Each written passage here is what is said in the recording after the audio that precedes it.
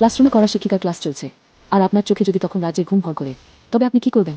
এই ছেলেটির কথাই ধরুন, সারা রাত জেগে মোবাইলে উপন্যাস পড়ার পর ক্লাসে এসে তার চোখ আর খোলাই যাচ্ছেন, কিন্তু সে দমবার পাত্র নয়। তার কাছে নাকি ক্লাসে ঘুমানোর 100টি উপায় আছে। প্রথম টেকনিক, ড্রপার দিয়ে চোখে আই ড্রপ দেওয়া। শিক্ষিকা যখনই ধরলেন, ছেলেটি বলল, ম্যাডাম, পেছনের বেঞ্চ থেকে বোর্ড ক্লিয়ার দেখা যাচ্ছে না, তাই আই ড্রপ দিচ্ছি। শিক্ষিকাও কম যান না, তিনি সবাইকে কড়া হুঁশিয়ারি দিয়ে দিলেন যে সামনে পরীক্ষা, ফাঁকিবাজি একদম চলবে না। কিন্তু ঘুম যার চোখে, তাকে আটকায় কে?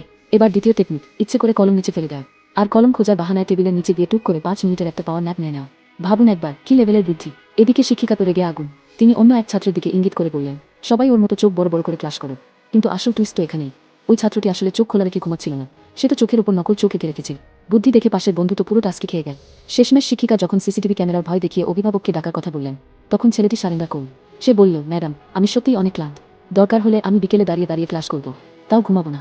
কিন্তু ভাগ্যের নির্মম পরিহাস দেখুন, সারাদিন ক্লাসে ঘুমানোর পর রাতে যখন হোস্টেলে ফিরল, তখন আর কিছুতেই ঘুম আসে না। অগত্যা আবার সেই মোবাইল স্ক্রোলিং।